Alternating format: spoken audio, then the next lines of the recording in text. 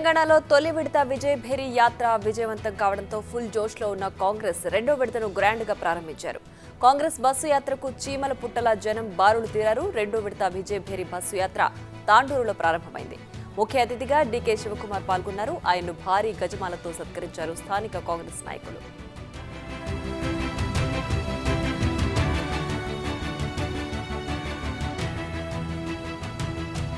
KCR, KTR target గా తన speech ను దంచుకొట్టారు డీకే. వాళ్ళిద్దరికీ ఓపెన్ ఛాలెంజ్ చేశారు. కర్ణాటకలో కాంగ్రెస్ ఇచ్చిన హామీలను అధికారంలోకి వచ్చిన గంటల వ్యవధిలోనే అమలు చేశామని, కావాలంటే ఓ బస్సు ఏర్పాటు చేస్తా మంత్రులతో కలిసి రావాలన్నారు డీకే.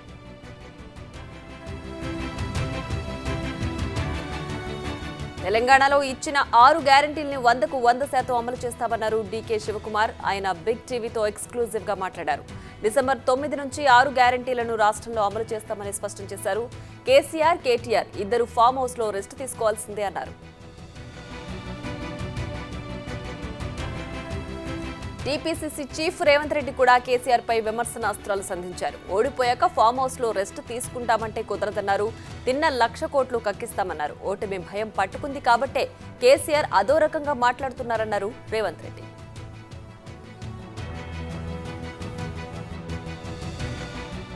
సంగారెడ్డి, నర్సాపూర్, మెదక్ నియోజకవర్గాల్లో నేడు జరిగే బస్సు యాత్రలో ఏఐసీసీ చీఫ్ మల్లికార్జున ఖర్గే పాల్గొని ప్రచారం నిర్వహిస్తారు.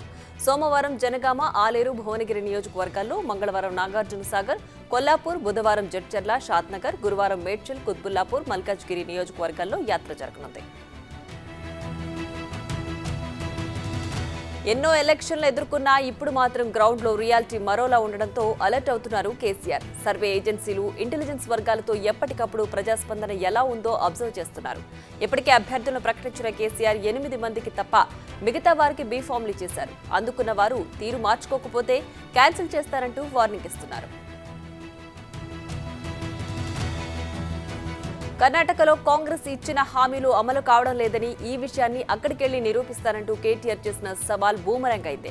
కాంగ్రెస్ నుంచి గట్టి కౌంటర్లు పడ్డాయి. కర్ణాటకలోనే కాదు, రాజస్థాన్, ఛత్తీస్గఢ్లోనూ తమ పార్టీ ఇచ్చిన హామీలను అమలు చేసేదని చూసొద్దాం రమ్మన్నారు వంశీచంద్రెడ్డి. కేసీఆర్, పొంగులేటి శ్రీనివాసరెడ్డి మధ్య మాటల యుద్ధం కొనసాగుతోంది. పొంగులేటివి పైరవీలు, కాంట్రాక్టులు, డబ్బు అహంకారం అంటూ విమర్శించారు సీఎం కేసీఆర్. కాంట్రాక్టులు, డబ్బులు ఇచ్చినట్లు నిరూపించాలన్నారు. ఏ ఆలయంలోనైనా ప్రమాణం చేయడానికి సిద్ధంగా ఉన్నారని, మీరు సిద్ధమా అని పొంగులేటి సవాల్ విసిరారు. ఓవైసీ బ్రదర్స్ కి సవాల్ చేశారు బీజేపీ ఎమ్మెల్యే రాజాసింగ్. వాళ్లకు దమ్ముంటే గోషామహల్లో తనపై పోటీ చేయాలన్నారు. తనపై బీఆర్ఎస్ నుంచి ఎవరు పోటీ చేయాలో మజ్లిస్ నేతలు నిర్ణయిస్తారని ఎద్దేవా చేశారు. బీజేపీకి బిగ్ ట్విస్ట్ ఇచ్చారు ఆ పార్టీ నేత బాబు మోహన్. తాను ఈసారి పోటీ చేయడం లేదని ప్రకటించేశారు. ఒకవేళ లిస్టులో తన పేరున్నా పోటీ చేయబోనని స్పష్టం చేశారు. ఈసారి ఎన్నికలకు దూరంగా ఉండాలని భావిస్తున్నట్లు బాబు మోహన్ చెప్పారు.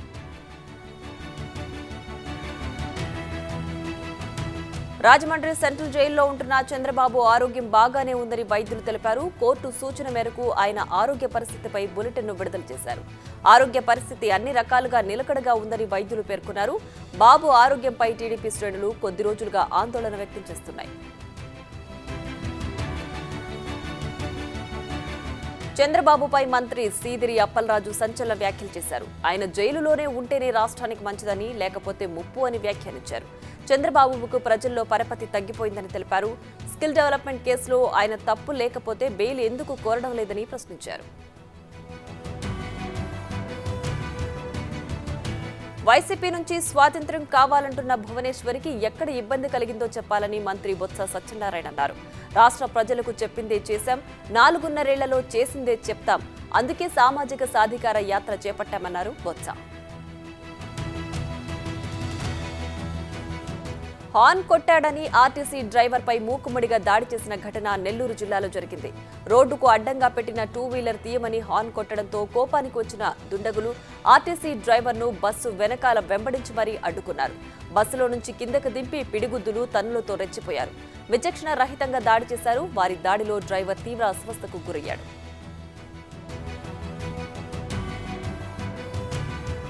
ఆర్టీసీ డ్రైవర్ రామ్ సింగ్ పై దాడి చేసిన శివారెడ్డి, మల్లి, విల్సన్, కిరణ్, సుధీర్లతో పాటు మరో 10 మందిపై హత్యాయత్నంతో పాటు పలు సెక్షన్ల కింద కేసులు నమోదు చేశారు పోలీసులు. ఘటనపై ఆర్టీసీ ఎండీ ద్వారకా తిరుమలరావు స్పందించారు. నిందితులను కఠినంగా శిక్షిస్తామని తెలిపారు. ఆర్టీసీ డ్రైవర్పై వైసీపీ నేతలు హత్యాయత్నం చేశారని లోకేష్ అన్నారు. నడి రోడ్డుపై పట్టపగలు వైసీపీ నేతలు గూండాల కంటే ఘోరంగా దాడి చేశారని ఆరోపించారు. సైకో జగన్ పోతేనే ఇలాంటి సైకో గ్యాంగులన్నీ పోతాయన్నారు.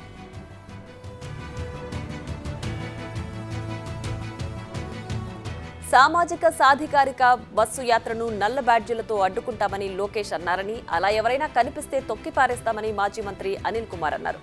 తండ్రి జైల్లో ఉంటే అరెస్టు చేస్తారని భయంతో లోకేష్ ఢిల్లీకి పారిపోయారని ఎద్దేవా చేశారు. చంద్రబాబు కోసం దత్తపుత్రుడు పార్టీ నడుపుతున్నారని పేర్కొన్నారు. చంద్రబాబు చరిత్ర ముగిసిందని వైసీపీ ఎంపీ విజయసాయిరెడ్డి విమర్శించారు. లోకేష్ కు రాజకీయ లక్షణాలు లేవని అన్నారు. పురంధేశ్వరి గతం గురించి మాట్లాడితే ఏం చేసుకుంటుందోనని, మహిళ కాబట్టి మాట్లాడలేకపోతున్నారని చెప్పారు. వచ్చే ఎన్నికల్లో వైసీపీ గెలిచి ప్రభుత్వాన్ని ఏర్పాటు చేస్తుందని ఆశాభావం వ్యక్తం చేశారు.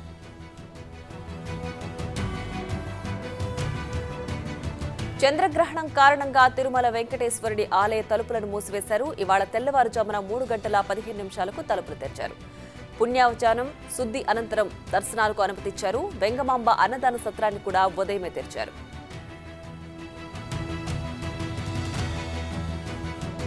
ఏపీలో వర్షాలు పడతాయని వాతావరణ శాఖ తెలిపింది. పశ్చిమ మధ్య బంగాళాఖాతంలో ఏర్పడిన ఉపరితల ఆవర్తనం ప్రభావంతో రానున్న 24 గంటల్లో గుంటూరు, బాపట్ల, శ్రీ సత్యసాయి, కడప, అన్నమయ్య, తిరుపతి జిల్లాల్లో తేలికపాటి నుంచి భారీ వర్షాలు, అల్లూరి, కాకినాడ, కోనసీమ, తూర్పుగోదావరి, పశ్చిమ గోదావరి, ఏలూరు, కృష్ణా, ఎన్టీఆర్, పల్నాడు, ప్రకాశం, నెల్లూరు, నంద్యాల, చిత్తూరు జిల్లాల్లో తేలికపాటి వర్షాలు పడతాయని పేర్కొంది.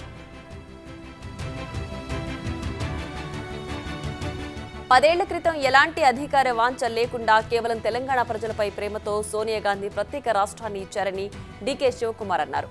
నేడు ఆ తల్లి రుణం తీర్చుకోవాల్సిన సమయం వచ్చిందని, ఆ రుణాన్ని కాంగ్రెస్ కి ఓటేసి తీర్చుకోవాలన్నారు.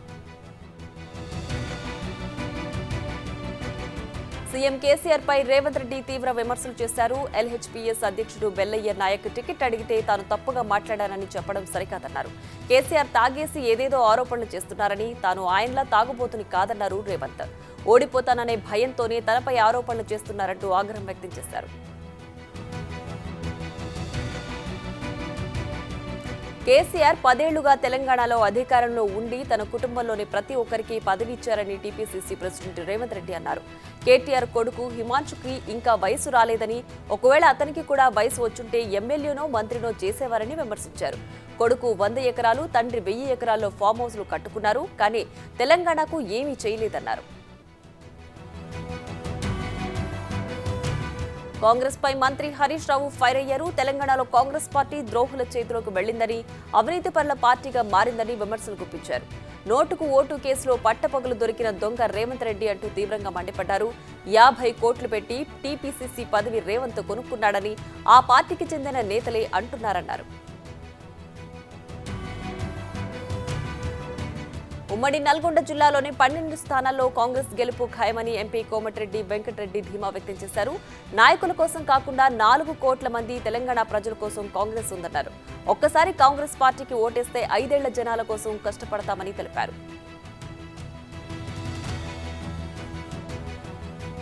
బీఆర్ఎస్ గెలుపు కోసం ప్రవాస భారతీయులంతా కలిసి రావాలని కేటీఆర్ విజ్ఞప్తి చేశారు. ఉద్యమకాలం నుంచి కేసీఆర్తో కలిసి తెలంగాణ నిర్మాణంలో కలిసి నడిచిన ఎన్ఆర్ఐలు ఈ కీలక సందర్భంలోనూ మరింత చురుగ్గా పనిచేయాలని కోరారు.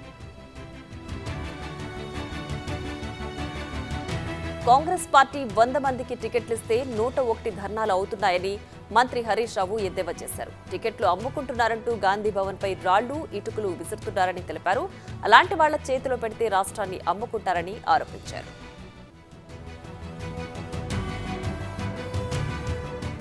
బీసీ అభ్యర్థిని సీఎం చేస్తానని అమిత్ షా చెప్పడం ఎలక్షన్ స్టంట్ అని ఎమ్మెల్సీ కవిత అన్నారు. బీజేపీతో తమకు ఎలాంటి డీల్ లేదని, లిక్కర్ స్కామ్లోనూ తన పాత్ర లేదని స్పష్టం చేశారు. సర్వేల్లో ఇతర పార్టీలు గెలిస్తే ఎన్నికల్లో మాత్రం బీఆర్ఎస్ గెలుస్తుందని పేర్కొన్నారు.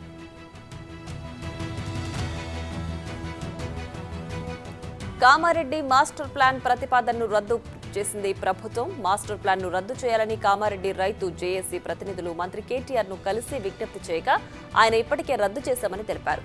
డీటీసీపీ అధికారులతో మాట్లాడి పాత మాస్టర్ ప్లాన్ ప్రకారమే నడుచుకోవాలని ఆదేశించారు. కాంగ్రెస్ పై అమిత్ షా సెటైర్లు వేశారు. కాంగ్రెస్ ఏ విషయాన్ని పాజిటివ్ గా చూడదన్నారు. రాహుల్, ప్రియాంక దేశమంతా తిరుగుతూ ఏమైందని అడుగుతుంటారు. ఏం చెప్పినా వాళ్లకు అర్థం కాదన్నారు షా. ఎందుకంటే వారి మూలాలు ఇండియాలో కాదు ఇటలీలో ఉన్నాయని చురకలంటించారు.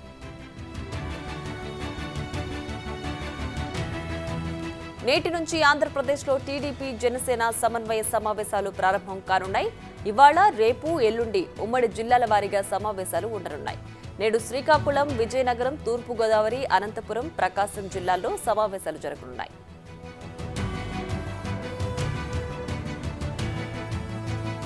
ఆర్థిక శాఖ మంత్రి బుగ్గనకు టీడీపీ నేత యనమల రామకృష్ణుడు లేఖ రాశారు. శాసనమండలి విపక్ష నేతగా తాను అడిగిన వివరాలు ఇవ్వాలని కోరారు. 2021-22 ఏడాదికి కాగ్ ఇచ్చిన నివేదికను లేఖలో ప్రస్తావించారు. కాగ్ నివేదిక రాష్ట్ర ఆర్థిక దుస్థితికి అద్దం పడుతోందని, 3 ఏళ్లలోనే జగన్ 3.25 లక్షల కోట్లు అప్పు చేశారని తెలిపారు. అప్పుల వివరాలు చెప్పాలని డిమాండ్ చేశారు.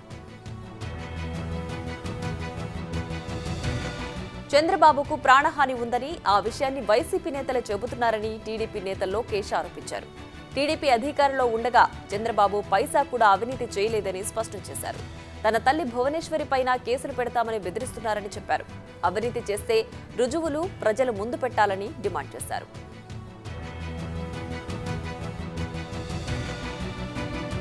చంద్రబాబు ఎస్సీ ఎస్టీలకు ద్రోహం చేశారని మంత్రి మేరుగు నాగార్జున విమర్శించారు. జనాలపై దాడులు చేయించి దౌర్జన్యాలు చేశారని మండిపడ్డారు. పేదల కోసం జగన్ ఎన్నో కార్యక్రమాలు, సంక్షేమ పథకాలు అమలు చేస్తున్నారని చెప్పారు. 2014లో ఎన్నికలలో చేసిన 648 హామీలను గత ప్రభుత్వం పక్కన పెట్టేసిందని, ఒక్క హామీని నెరవేర్చలేదని పేర్కొన్నారు.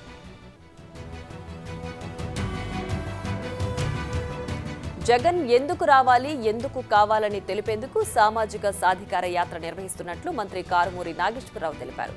చంద్రబాబు తన సామాజిక వర్గానికే పెద్దపీట వేసుకున్నారని, జగన్ మాత్రం బలహీన వర్గాల వారికి అధికారం ఇచ్చారని, లక్షలాది మంది పిల్లలకు ఉన్నత విద్య అందిస్తున్నారని తెలిపారు.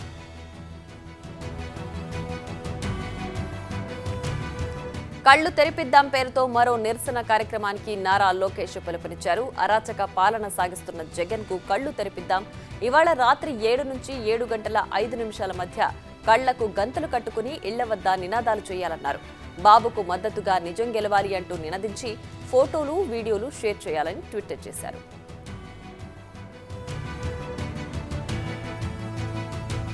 జగన్ సర్కారుపై దేవినేని ఉమామహేశ్వరరావు విమర్శలు గుప్పించారు. లోకేష్ ప్రశ్నలకు సమాధానం చెప్పలేకే జగన్ విజయసాయిరెడ్డితో పిచ్చికూతలు కోయించారని, తాడేపల్లి ఇంటికి సీబీఐ నోటీసులు వస్తున్నాయని తెలిసే అలా మాట్లాడారని ఆరోపించారు. ఏపీలో జరిగే మద్యం తయారీ, విక్రయాలపై సీబీఐతో విచారణ జరిపిస్తే విజయసాయి, మిథున్ రెడ్డి, జగన్ చేసే మద్యం మాఫియా బయటపడుతుందని దేవినేని అన్నారు. పురంధేశ్వరిపై విజయసాయిరెడ్డి చేసిన వ్యాఖ్యలపై ఆ పార్టీ రాష్ట్ర అధికార ప్రతినిధి భానుప్రకాష్ రెడ్డి ఆగ్రహం వ్యక్తం చేశారు. మహిళలకు మర్యాద ఇవ్వాలన్న ఇంగిత జ్ఞానం లేకుండా మాట్లాడుతున్నారని మండిపడ్డారు. జైల్లో ఉండి పరివర్తన చెంది ఉంటారనుకున్నామని, మరింత దారుణంగా తయారయ్యారని దుయ్యబట్టారు. హైదరాబాద్లో భారీగా హవాలా నగదును సౌత్ జోన్ టాస్క్ ఫోర్స్ పోలీసులు స్వాధీనం చేసుకున్నారు. తనిఖీల్లో భాగంగా సుమారు 30 లక్షల నగదు, 3 బైక్లు స్వాధీనం చేసుకుని సీజ్ చేశారు. నగదును తరలిస్తున్న 3 వ్యక్తులను అదుపులోకి తీసుకున్నారు. అన్ని విభాగాల్లో తమిళనాడు అభివృద్ధి చెందుతోందని సీఎం స్టాలిన్ పేర్కొన్నారు. ఎన్నో పరిశ్రమలు రాష్ట్రంలో పెట్టుబడులు పెట్టడానికి ముందుకొస్తున్నాయని చెప్పారు.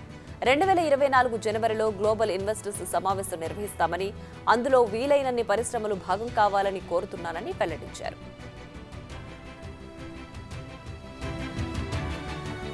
కేంద్రంపై శరద్ పవార్ వ్యంగ్యాస్త్రాలు సంధించారు. ప్రధాని మోడీ తన తొలి స్టేట్మెంట్లో ఇజ్రాయెల్కు పూర్తి మద్దతు తెలిపారని, ఇతర దేశాలు తమ వైఖరి తెలిపాక మన విదేశాంగ శాఖ పాలస్తీనాకు మద్దతుగా స్టేట్మెంట్ ఇచ్చిందని అన్నారు. కేంద్రంలో గందరగోళం ఉన్నట్లు తెలుస్తోందని పవార్ వ్యాఖ్యానించారు.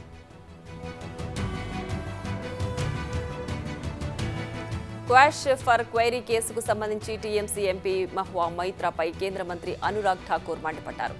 ఆమె తన తప్పులను అంగీకరించకపోయినా సత్యాన్ని ఎవరూ దాచలేరని పేర్కొన్నారు. ఒక ఎంపీ ఎలా అమ్ముడుపోయారన్నది దేశం తెలుసుకోవాలనుకుంటుందని, ఇది దేశ భద్రత, అవినీతికి సంబంధించిన అంశమన్నారు.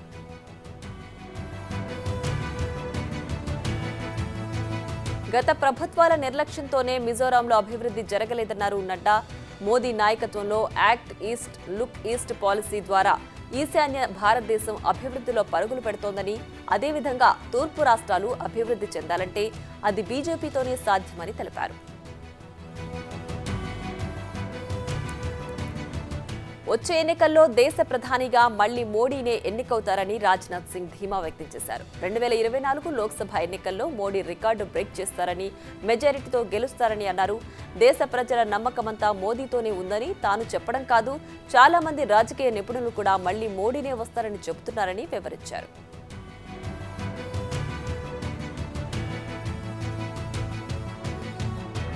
ఉల్లి ధరలు అదుపు చేయడానికి కేంద్రం మరో నిర్ణయం తీసుకుంది. ఉల్లి కనీస ఎగుమతి ధరను టన్నుకు $800గా నిర్ణయించింది.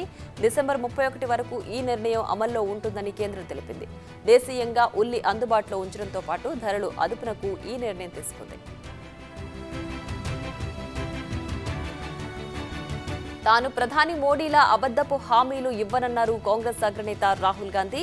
ప్రధాని ఎన్నో హామీలిచ్చి ఒక్కటి కూడా నెరవేర్చలేదని ఎద్దేవా చేశారు. ప్రతి ఒక్కరి బ్యాంకు ఖాతాలో 15 లక్షలు జమ చేస్తారని మోడీ హామీ ఇచ్చారని, కానీ రూపాయి కూడా వేయలేదని విమర్శించారు. రాజస్థాన్ సీఎం గెహ్లాట్ తనయుడు వైభవ్కు ఈడీ నోటీసులు ఇవ్వడంపై ఏఐసీసీ చీఫ్ ఖర్గే ఘాటుగా స్పందించారు. గెహ్లాట్ ఎన్నికను చెడగొట్టడానికే బీజేపీ ఇలా చేస్తోందని ఆరోపించారు. ఈడీ, సీబీఐలను చూపి కాంగ్రెస్ నేతలను భయపెట్టాలని బీజేపీ ప్లాన్ చేస్తుందని, కానీ తాము భయపడమని, ఇంతకన్నా బలంగా పోరాడతామని పేర్కొన్నారు.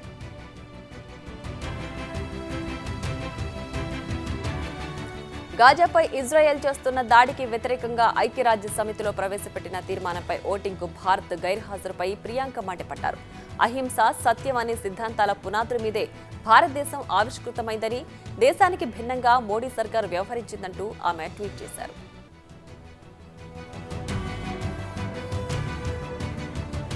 బ్యాంకు ఉద్యోగులు త్వరలో గుడ్ న్యూస్ వినే అవకాశం కనిపిస్తోంది. వేతన పెంపుతో పాటు వారానికి 5 రోజుల పని విధానం త్వరలో అమలయ్యే సూచనలు కనిపిస్తున్నాయి. బ్యాంకు యాజమాన్యాలతో కూడిన ఇండియన్ బ్యాంక్స్ అసోసియేషన్ ఉద్యోగులకు 15% వేతన పెంపుకు సిద్ధంగా ఉన్నట్లు తెలిపింది. రిజర్వ్ బ్యాంక్ ఆఫ్ ఇండియా ఇటీవల కొత్త నిబంధనలు ప్రకటించింది. కస్టమర్ ఒక కంప్లైంట్ దాఖలు చేస్తే దాన్ని 6 రోజుల నుంచి 30 రోజుల వ్యవధిలో పరిష్కరించాలి. అలా కానట్లయితే 31వ రోజు నుంచి బ్యాంకు వినియోగదారునికి రోజుకి ₹100 చొప్పున చెల్లించాల్సి ఉంటుందని కొత్త నిబంధనలు విధించింది. తమిళనాడు ప్రభుత్వం తీసుకొచ్చిన నీట్ వ్యతిరేక బిల్లుకు ఆమోదం తెలపాలంటూ ఆ రాష్ట్ర CM MK Stalin president Droupadi ముర్ముకు విజ్ఞప్తి చేశారు. బిల్లుపై వివిధ కేంద్ర మంత్రిత్వ శాఖలు కోరిన అన్ని వివరాలు ఇప్పటికే అందించినట్లు పేర్కొంది. యువత పట్ల తమ ప్రభుత్వ నిబద్ధతకు రోజ్గార్ మేళాయే నిదర్శనమని ప్రధానమంత్రి నరేంద్ర మోడీ అన్నారు.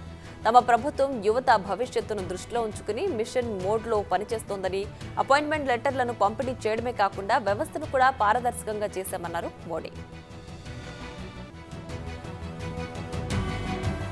ఓబీసీ కుల గణన అంటే మోడీ ఎందుకు భయపడుతున్నారని ప్రశ్నించారు రాహుల్. తమ ప్రభుత్వం ఉన్నప్పుడు సిద్ధం చేసిన డేటాను ఆయన ఎందుకు విడుదల చేయట్లేదని, ప్రస్తుత భారత్లో ఓబీసీలకు ఉండాల్సిన స్థానం లేదని, అందుకే బీజేపీ భయపడుతోందని ఆరోపించారు రాహుల్. ఈ నిజాన్ని ఓబీసీ యువత నుంచి దాచిపెట్టాలని బీజేపీ ప్రయత్నిస్తోందని విమర్శించారు. శరద్ పవార్ వ్యవసాయ రంగ నిపుణుడు అని శివసేన ఎంపీ సంజయ్ రౌత్ కొనియాడారు. 10 ఏళ్లుగా దేశానికి ఆయన వ్యవసాయ మంత్రిగా పనిచేశారని, ఎప్పుడూ దేశంలోని రైతుల కోసమే మాట్లాడతారని చెప్పారు. మహారాష్ట్రతో పాటు దేశంలోని వ్యవసాయ విప్లవానికి శరద్ పవార్ ఎంతో కృషి చేశారని రౌత్ పేర్కొన్నారు. 69వ జాతీయ చలనచిత్ర అవార్డులను ఉద్దేశించి బాలీవుడ్ నటుడు అనుపమ్ ఖేర్ కీలక వ్యాఖ్యలు చేశారు. ది కాశ్మీర్ ఫైల్స్ మూవీలో తాను ఉద్వేగభరితమైన పాత్ర పోషించానని, పాత్ర కోసం నిజమైన భావోద్వేగాలను స్క్రీన్పై చూపించడానికి ప్రయత్నించానని గుర్తు చేశారు. నేషనల్ అవార్డు వస్తుందని అనుకున్నానని, రానందుకు బాధపడుతున్నట్లు చెప్పారు. కజకిస్తాన్లోని ఓ బొగ్గు గనిలో భారీ అగ్ని ప్రమాదం చోటు చేసుకుంది. అక్కడి కరాగండా రీజియన్లోని కొస్తెంకో బొగ్గు గనిలో ఈ దుర్ఘటన సంభవించింది. ఘటనలో దాదాపు 32 మంది కార్మికులు మృతి చెందారు. మరో 14 మంది ఆచూకీ తెలియాల్సింది. మిథేన్ గ్యాస్ కారణంగా మంటలు చెలరేగినట్లు అధికారులు భావిస్తున్నారు. చైనాలో జరుగుతున్న పారా ఆసియా క్రీడల్లో భారత్ రికార్డు సృష్టించింది. క్రీడల్లో భారత్ సాధించిన పతకాల సంఖ్య 111కు చేరుకుంది. ఇందులో 29 బంగారు, 31 రజతాలు, 51 కాంస్య పతకాలున్నాయి. పతకాల పట్టికలో భారత్ 5వ స్థానంలో నిలిచింది. 2018లో భారత్ ఈ క్రీడల్లో 72 పతకాలు సాధించింది. తాజా క్రీడల్లో భారత్ తన రికార్డును తానే అధిగమించింది.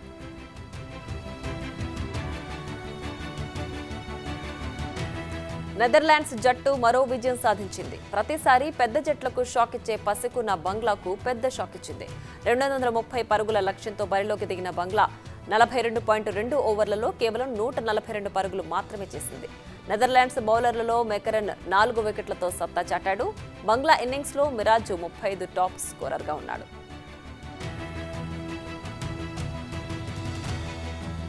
వరల్డ్ కప్ డిఫెండింగ్ ఛాంపియన్ ఇంగ్లాండ్కు ఊహించని షాక్ తగిలింది. బంగ్లా మీద నెదర్లాండ్స్ గెలవడంతో ఇంగ్లాండ్ పాయింట్ల పట్టికలో అట్టడుగు చేరుకుంది. 10వ స్థానంలో ఉన్న నెదర్లాండ్స్ మ్యాచ్ గెలవడంతో పైకి ఎగబాకింది. 9వ స్థానంలో ఉండే ఇంగ్లాండ్ 10వ స్థానానికి పడిపోయింది. టీమిండియా ఆల్రౌండర్ హార్దిక్ పాండ్యా గాయం కారణంగా గత 2 మ్యాచ్లు ఆడలేకపోయినా హార్దిక్ పాండ్యా ప్రస్తుతం బెంగళూరు నేషనల్ క్రికెట్ అకాడమీలో బ్యాటింగ్ చేస్తున్నట్లు వార్తలు వస్తున్నాయి. అతడు జిమ్ కూడా చేస్తున్నట్లు సమాచారం. సెమీఫైనల్ టైంకే పాండ్యా తిరిగి జట్టులో చేరుతున్నట్లు తెలుస్తోంది.